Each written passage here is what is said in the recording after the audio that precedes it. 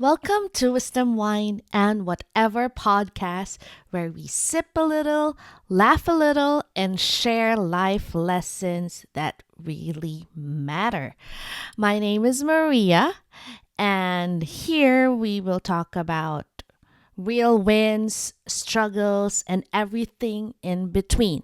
Whether you're here to just have a dose of wisdom or a splash of humor, or maybe just you need some company so that you won't feel less alone in this journey, you're in the right place. So grab your favorite drink and let's dive in. I actually didn't feel like recording a while ago. I was just feeling tired and a little bit stretched and um, a little uncomfortable. But then I realized that's exactly what we're going to talk about today. And it's just funny because how life really sets us up. So I have told you when I started this podcast that I will be talking about the first episodes will be about the 50 life lessons that I have learned in the last 5 decades because I just turned 50. So now we're in lesson lesson 3. Okay. And what is that lesson? The biggest growth comes from discomfort. Uh think about it. Nothing in life changes when we're cozy, when we're comfortable. And growth happens in the awkward, messy, uncertain spaces. And for me, one of those moments is when was when I my role on my very first job here in Canada. I was working for that company for 4 years. I was very comfortable. And when I landed that job, that was my first job in Canada. I already told myself, I am going to retire in this company. I love so much that company. I love what I do. I love my boss. I love my colleagues. Actually, my boss, my colleagues were still in touch as of today, even though it's like 17 years ago. I told myself, this is where I'm going to retire. But after 4 years of doing that role, company just changed major things about my role. Of course, I'm not in control of that. It's the management, right? Because it's their company. And I love my job so much, but they changed everything that I love about my role. To cut it short, what happened was I I eventually left the company that I thought that I will be retiring.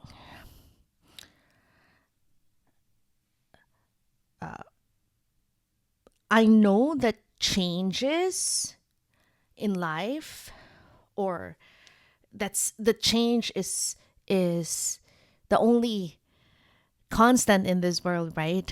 It's just that the changes that they made in my role were the things that I really love, and I ended up, uh, crying every week to do the job. It wasn't a good sign, so I left the company, and then about 2 years later, I found this new company in the same industry because I was in the transportation and logistics industry. And then when I moved to another company, one of the competitors,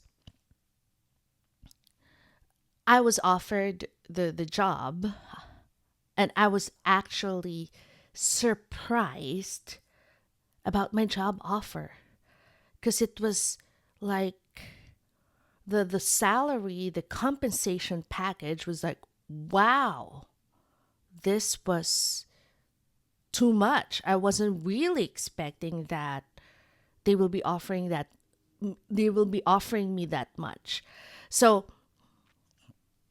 just to just to give you some more specific, my first job, the company that I really loved, we have like an annual assessment, or how do you call that, like an annual evaluation of like employee performance, right? So, and if you do really good, you get a salary increase. And when you usually, my salary increase was just $1,000 per year. Like that's the annual increase, I mean, sorry. So that's $1,000, okay? And I felt at that time, being a new immigrant, that my salary was really good. Plus, with the because I was in sales, in corporate sales. So aside from the base salary, I have this commission, and I was very, very happy already with what I was getting from that first company.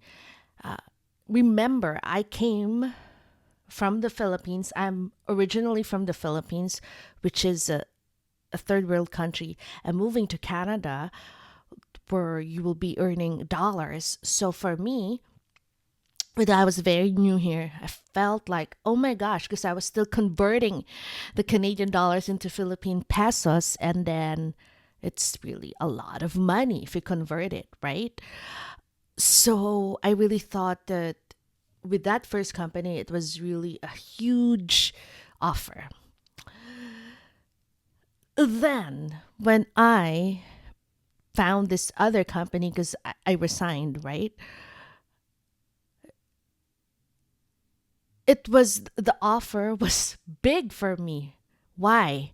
Because I told you, right, in the first company, they're giving me $1,000 annual increase. Okay.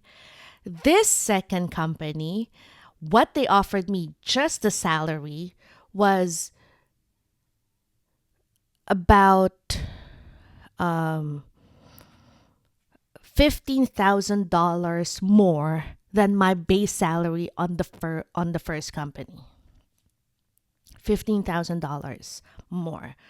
So for me, if I stayed in that first company to reach that same amount of salary, I need to stay for 15 more years. Because remember, I told you it's $1,000 every year, right?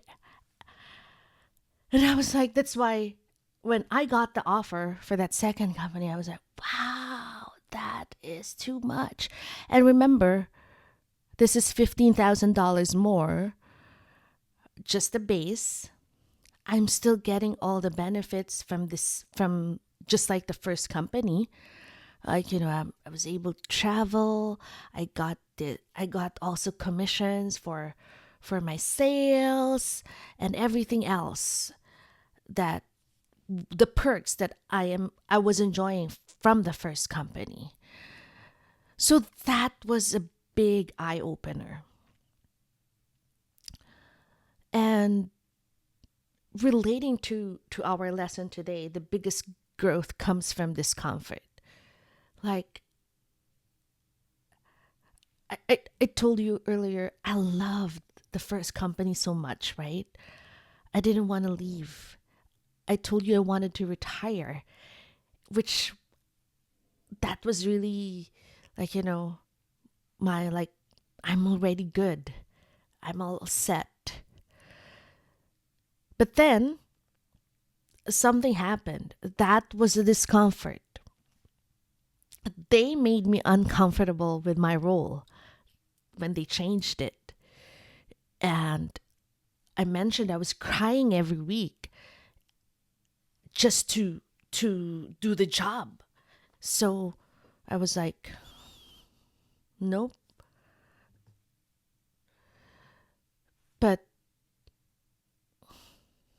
I didn't know at that time that the discomfort, that major change that made me take action and leave the company, I didn't know at that time that it would open me for more opportunities, for more blessings, and not just financially, okay? Because I was able to, my territory was bigger. So I was able to explore more, explore the, because I'm here in British Columbia. So I was able to visit other places that I haven't been to in British Columbia because it's part of my territory.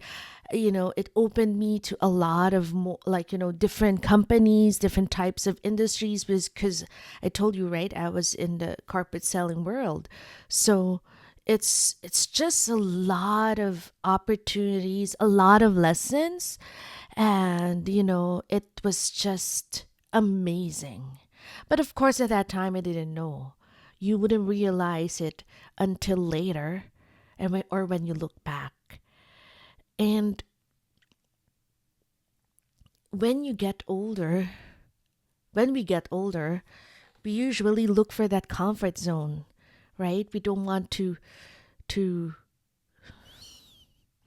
upgrade ourselves probably, or do something new, right? It's just very difficult. It's uncomfortable. It's it's something that, you know, we're not used to. Another example would be when I became when I moved to the financial services industry, coming from the transportation and logistics world, and, like, you know, having a fixed income and stuff like that. Moving to this industry wasn't really my choice, but then I have to. I got laid off from my job, and that I felt, or that I thought, was I was really great at. Well, I know that I was great at that job, but still, you're not in control. That's why on the previous lesson, you are not indispensable, right? Even though you're so good at it, because you don't own the company, so you can be let go. And I didn't have a choice. I already have this license in the financial services world. I will be self employed. And, like, you know what? I mean, I tried applying for other jobs, but maybe God was really planning me to be in this industry, because I wasn't getting any offers at that time. So what I'm just trying to say is that when I moved to this industry, it was the unknown. Not just the industry, but being employed to self-employed, no fixed income. Like, how will I do this? And from that time on, I have grown so much. One of the things, I did a lot of things that I wasn't doing before. First, I upgraded my skills. I studied for a designation for another 2 years. And I remember my university, my last education was back in university, and that was like what, 30 years ago? So imagine getting back to school. I forgot how to study. And this was a 2 year course with a lot of exams. So that was a big discomfort. I remember crying every time I have an exam, and telling myself, why am I putting myself into this? Right? It was my choice to study, but, like, why am I doing this to myself? And then now I have the designation, and that designation actually helps me to help more people because I have more knowledge now. I have more expertise. I know better. There are things that I didn't know before that I know now that I could share to people. I wasn't doing seminars or webinars before. Now I am doing that. Just being on social media alone, doing videos. Oh my God. If you just know, I like to talk. Yes, I like to speak. But it's still, even if you like talking or you're comfortable with public speaking, still, it's a different ballgame. So when I started with webinars and seminars, because if there's one thing about me, I don't like myself, I seeing myself on camera. But when you're in a webinar, you can't help but see yourself. Then when everything on social media just exploded, and everybody was telling me, "Oh, you have to be on video," and I remember taking my very first video and looking myself, seeing myself with all those facial expressions, not really happy with how I look, with how I talk and stuff like that. But you know what? I just did it. And then now doing this podcast, right? I don't know if I'm good at it, but that doesn't matter because I just know that I have a story to tell. A lot of people were telling me I have a story to tell. I have a message and that I have to share that message. And I am not a good writer. I cannot write a book. I mean, I can, but it's not my expertise. I'm not good at it. I talk better than writing. So I told myself, okay, where will I talk? Where will I share my message? How will I share my message? What stage? So might as well create your own stage, right? So even though I don't know if this podcast will be successful or not, but my real purpose is just to share my message. And if there's only one person who will be inspired just because of this, just because of what I am sharing, then that's already a success. What I'm sharing is all my discomforts and all the lessons that I have learned from those discomforts. And if if we will if we will stay in our comfort zone, then growth might not happen. Most of the time, growth doesn't happen when you're comfortable. And I remember one of the books that I read from one of my favorite authors, John Maxwell, The 15 Laws of Invaluable Growth. And he said there's this one law. It's called the law of the rubber band. If I'm not mistaken, yes, the law of the rubber band. As you know, the rubber band, you know what? I should have brought a rubber band. Let me see if there's something somewhere here, if I could find a rubber band near me. Unfortunately, there's none. But as you know, a rubber band is, you have to stretch it, right? To be able to use the purpose of it. A rubber band has to be stretched. It was designed to be stretched. And the law of the rubber band said by John Maxwell, it means that you have to stretch in order to grow. And if you don't do that, you will not grow. So stretching is really uncomfortable, especially if you're not used to it. I'm not saying I am perfect on that. Like just stretching, physical stretching is already very uncomfortable for me, but I still do it. I have done a lot of things in the last 10 years, 15 years that are very uncomfortable. Again, just like talking to you, doing this on video, doing this podcast. I don't even know if I'm qualified to do it or whatever, but I still did it. And this is my challenge for you is if you have been staying in your comfort zone for a long time, think about it.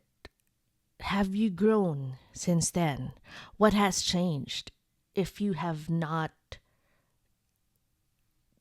gone outside of your comfort zone? Another thing that I would like you to reflect on is where in your life right now that you feel discomfort. Think about it. Instead of running from it, can you learn anything from it? What does this teaching you?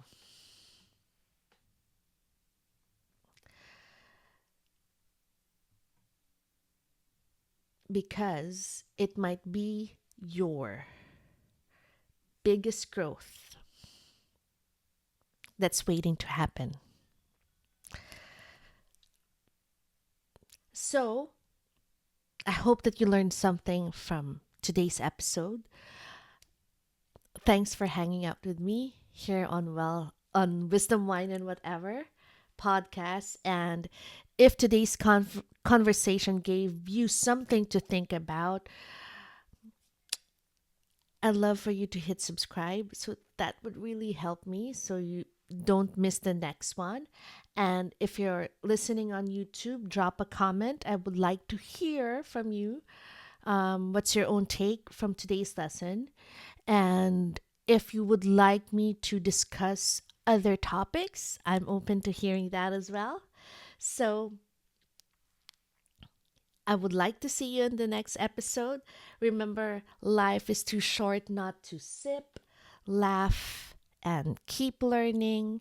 Until next time, this is Maria, and thank you for joining me on the Wisdom, Wine, and Whatever podcast. Bye.